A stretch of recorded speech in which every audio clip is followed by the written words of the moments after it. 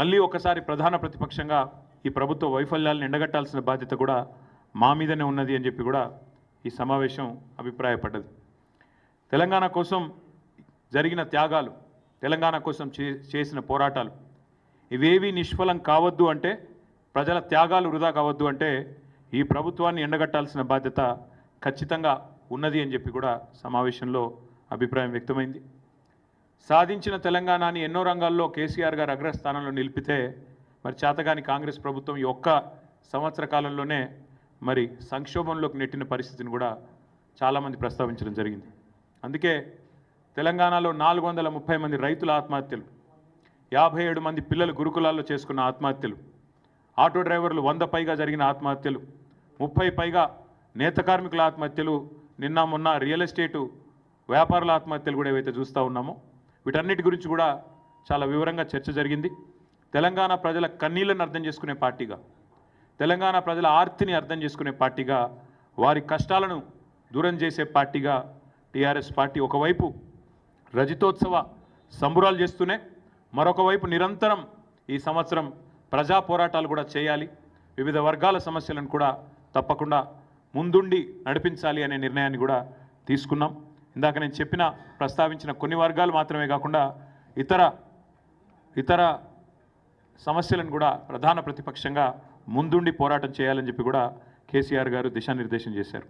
దాంతోపాటు సంస్థాగత నిర్మాణం, పార్టీ యొక్క సంస్థాగత నిర్మాణం కూడా పటిష్టంగా చేయాలి అనే ఆలోచన కూడా చేయడం జరిగింది. దానికి అనుగుణంగా మరి ఒక కార్యాచరణను కూడా ప్రకటించబోతా ఉన్నాం. ఏప్రిల్ 2వ వారంలో పార్టీ యొక్క ప్రతినిధుల సమావేశం, డెలిగేట్స్ మీటింగ్ ఒకటి హైదరాబాద్లో ఉంటుంది. ఎక్కడ అనేది డేటు, అదేవిధంగా ఎక్కడ అనేది మళ్ళీ ప్రకటిస్తాము. కానీ 2వ వారంలో బహుశా 9, 10 ఆ వారాల్లో, ఆ తేదీల్లో ఒక ప్రతినిధుల సమావేశం హైదరాబాద్లో ఉంటుంది. తదనంతరం మా పార్టీ 24 సంవత్సరాలు నిండి 25వ సంవత్సరంలో అడుగుపెడుతున్న శుభ సందర్భాన ఒక బహిరంగ సభ కూడా ఏప్రిల్ 27 నాడు నిర్వహించాలనుకున్నాం. అది కూడా ఎక్కడ అనేది కూడా మళ్ళీ స్థలం ఎక్కడ ఏ జిల్లాలో ఉండబోతుంది అనేది కూడా మళ్ళీ ప్రకటిస్తాం. ఒక 4-5 రోజుల తర్వాత ప్రకటిస్తాం. అదేవిధంగా 12 నెలల పాటు రజతోత్సవ సంవత్సరంలో 12 నెలలు కూడా వివిధ రకాల కార్యక్రమాలు వివిధ వర్గాలతో మమేకమయ్యే విధంగా చేయాలి అనే ప్రతిపాదన చాలామంది మిత్రులు చేశారు.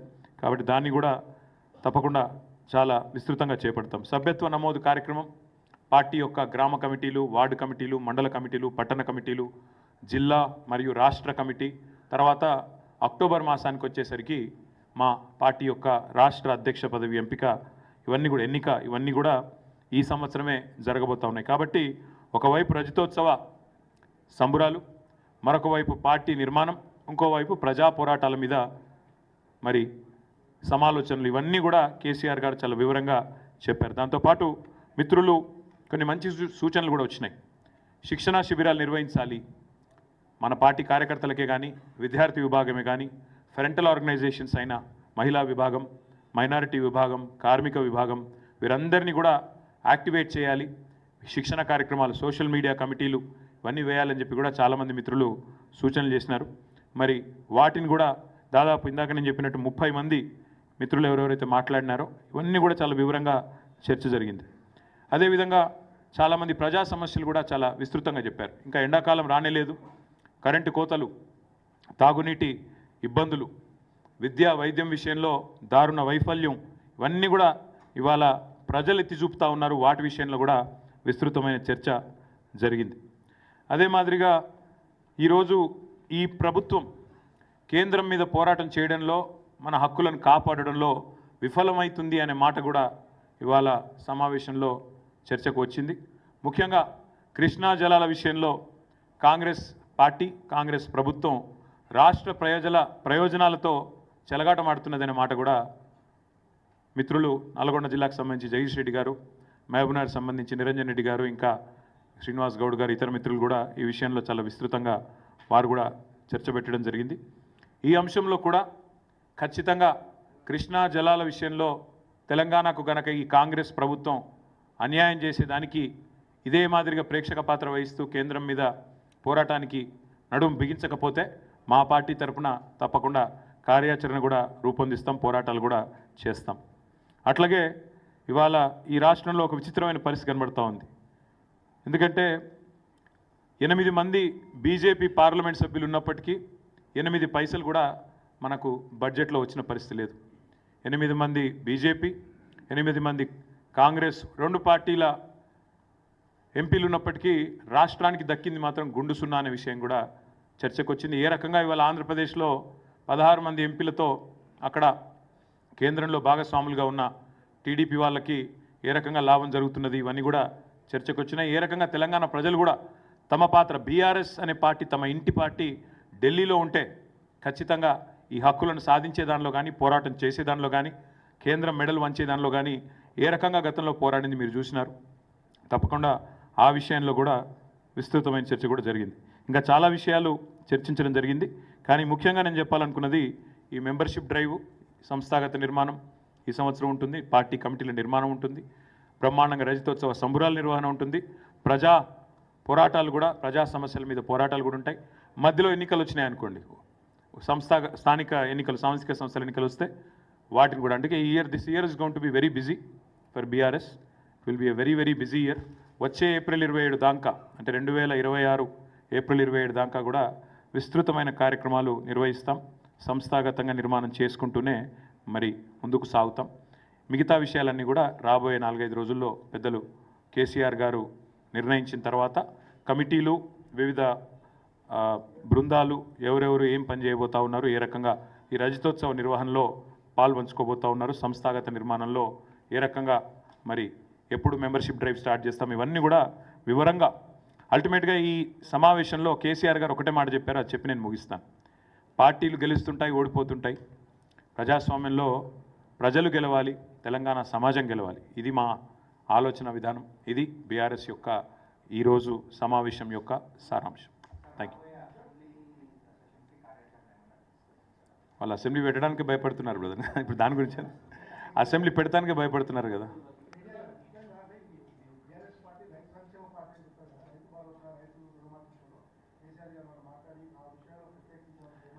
కేసీఆర్ గారు పార్టీ ఇప్పటిదాకా ఈ గత 14 నెలలుగా చేస్తున్న వివిధ కార్యక్రమాలు, ముఖ్యంగా నిరంజన్ రెడ్డి గారి నేతృత్వంలో మొన్న రైతు స్థితిగతుల అధ్యయనానికి ఒక కమిటీ ఏదైతే తీసుకున్నామో వారు చక్కగా పనిచేస్తున్నారు, జిల్లాల పర్యటనలు చేస్తున్నారు. ఇంకోవైపు రైతు దీక్షల పేరిట ఇప్పటికే 6 చోట్ల 6 వివిధ జిల్లాల్లో కార్యక్రమాలు పెద్ద ఎత్తున పార్టీ నిర్వహిస్తూ ఉంది. ఆ విషయంలో పార్టీ నాయకులు, కార్యకర్తలు చూపుతున్న చొరవను, మరి రైతుల కోసం పడుతున్న తపనను కేసీఆర్ గారు అభినందించారు, కొనసాగించమని చెప్పి కూడా ఆదేశించారు. కాకపోతే కేవలం రైతు సమస్యలే కాకుండా కార్మిక వర్గాల సమస్యలు ఉన్నాయి. ఇప్పుడు మహిళా దినోత్సవం రాబోతూ ఉన్నది. మరి మహిళల్ని ఈ ప్రభుత్వం చేసిన మోసం, జనగణన కులగణన పేరుతో బీసీలను ఈ ప్రభుత్వం వంచిన విషయం, ఇవన్నీ కూడా చర్చకు వచ్చినాయి. అందుకే కొన్ని చెప్పాను, కొన్ని చెప్పలేదు. కానీ చాలా విషయాలు, దాదాపు 30 మంది వక్తలు మాట్లాడారు, 4.5 గంటల సమావేశం. కాబట్టి మీరు అర్థం చేసుకోవచ్చు, రాష్ట్రంలో బహుశా ఈరోజు మీ పేపర్లో రాని సమస్యలు కూడా అక్కడ చర్చకు వచ్చినాయి. కాబట్టి అన్ని విషయాలు కూడా కూలంకషంగా మాట్లాడడం జరిగింది. మేము అడిగింది ఏంది, ఒక్క నిమిషం, మేము అడిగింది మీరు చేసిన కులగణన తప్పుల తడక రీసర్వే చేయండి అన్నాం. మళ్ళీ ఒక పరిహాసం మాదిరిగా, ఒక జోకులాగా, ఎంత సిల్లి అండి, నాకు అర్థం కాదు. అసలు కామన్ సెన్స్ ఉందా ముఖ్యమంత్రికి? అసలు ఇప్పుడు కేసీఆర్ గారు, కేటీఆర్ గారు పాల్గొనలేదని పదే పదే పదే పదే పాడిందే పాటారనంటే అది చెప్తా ఉన్నాడు. నా ఎలక్షన్ అఫిడవిట్లో నా కులం లేదా? నాది ఏం తెలుసుకునేది కొత్తగా? ముఖ్యమంత్రి సంవత్సరం నుంచి తవ్వుతూనే ఉన్నాడు నా మీద, ఏం కేసు పెట్టాలని. నా గురించి తెలియదు ఏముంది ఆయన? ఆస్తుల వివరాలు ఉన్నాయి, నా కులం పేరు ఉన్నది, నా అన్నీ ఉన్నాయి. ఆయన దగ్గర లేనిదేం పాడైంది? అసెంబ్లీ స్పీకర్ నడితే ఆయన ముఖాన కొడతాడు. నేనేమంటున్నా అంటే చిల్లర మజాకులు చేయొద్దు. ముఖ్యమంత్రి అంటోడు ఈ చిల్లర మజాకులు చేయొద్దు. నీకు బీసీలో మీ చిత్తశుద్ధి ఉంటే 42% రిజర్వేషన్ ఎట్లిస్తావో చెప్పు. రాహుల్ గాంధీ ఏం చేస్తాడో చెప్పు. నీ పార్టీ ఏం చేస్తుందో చెప్పు. బీసీల మీద ప్రేమ ఉంటే 42% రిజర్వేషన్ ఇచ్చే మాట నిజమే అయితే ఎట్లా నీ కార్యాచరణ ఏందో చెప్పు. ఇంకొక మాట, ఇవాళ చాలా సిల్లీగా మాట్లాడుతున్నాడు, ఎట్లా సాధ్యమవుతుందని మాట్లాడుతున్నాడు. మరి ఎట్లా సాధ్యమవుతుందని ఎలక్షన్ల ముందు తెలియదా? కామారెడ్డి డిక్లరేషన్లో సిద్ధరామయ్య గారితో చెప్పించేటప్పుడు ఎట్లా సాధ్యమవుతుందని సోయలేదు ఆ రోజు. అంటే ఓట్ల కోసం ఏదైనా మాట్లాడచ్చు, బీసీలను మోసం చేయొచ్చు. ఇవాళ గద్దెనెక్కి కూర్చున్న తర్వాత మాత్రం ఎట్లా సాధ్యమవుతుంది? పార్టీ పరంగిస్తా. కాబట్టి ఇవన్నీ కూడా సమాజం మొత్తం గమనిస్తూ ఉన్నది. మేము ఒక్కరమే కాదు కదా బ్రదర్, రాష్ట్రంలో బీసీ సంఘాలు నిర్ద్వందంగా తిరస్కరించినారు ఈ జనగణన కులగణన తప్పు అని. మరి ముఖ్యమంత్రి గారి సమాధానం చెప్పమనండి. చెప్పకుండా ఈ పిచ్చి మాటలు.